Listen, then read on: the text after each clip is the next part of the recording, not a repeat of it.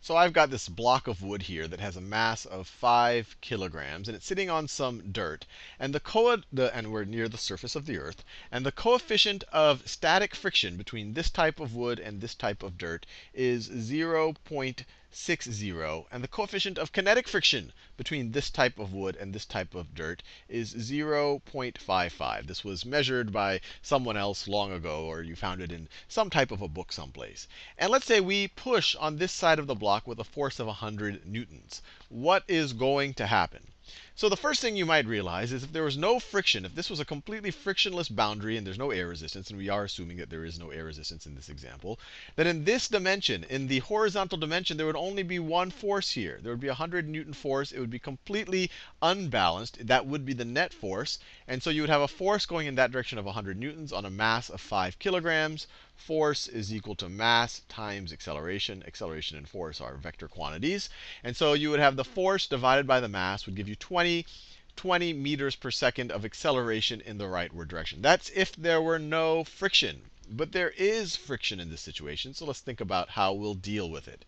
So the coefficient of friction tells us, so this right here is the ratio between the magnitude of the force that I've called the budging force.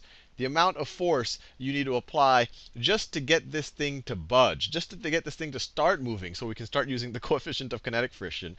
It's the ratio between that and the magnitude of the force of contact between this block and the floor or the ground here. And the magnitude of that force of contact is the same thing as the normal force that the ground is applying on the block. The magnitude of the normal force that the ground is applying on the block. Then once it's moving, then we could say that this is going to be, that this will then be equal to, this over here will be equal to the force of friction.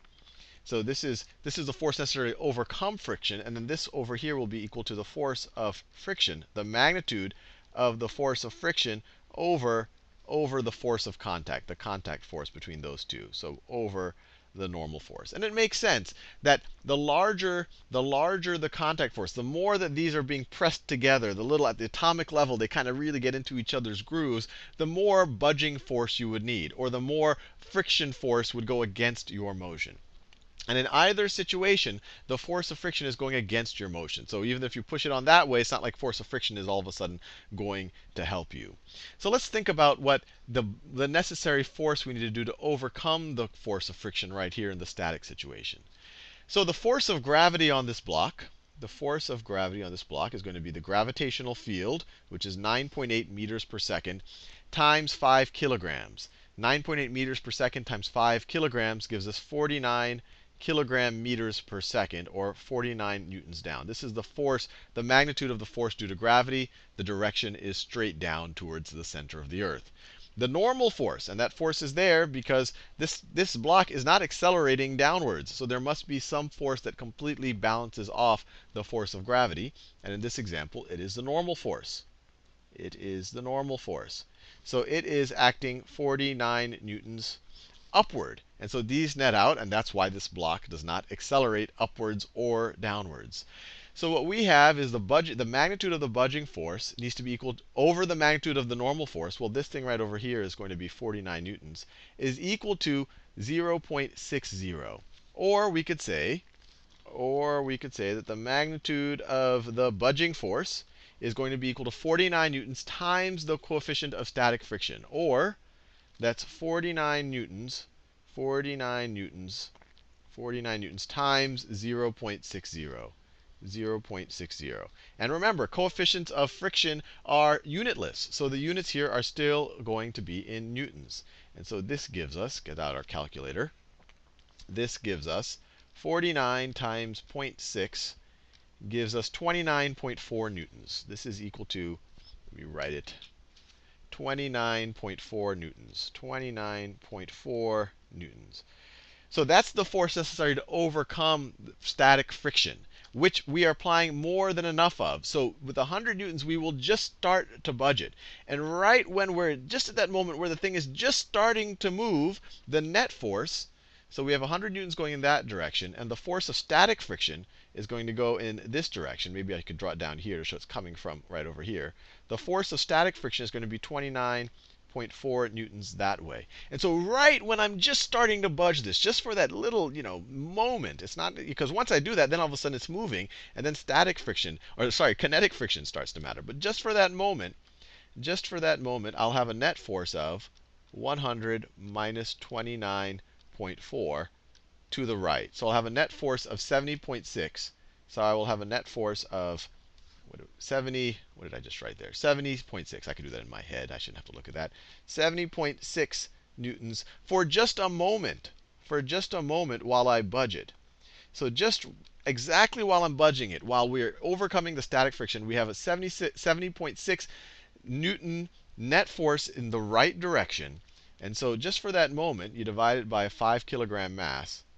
5 kilogram mass. So just for that moment, it'll be accelerating at 14.12 meters per second.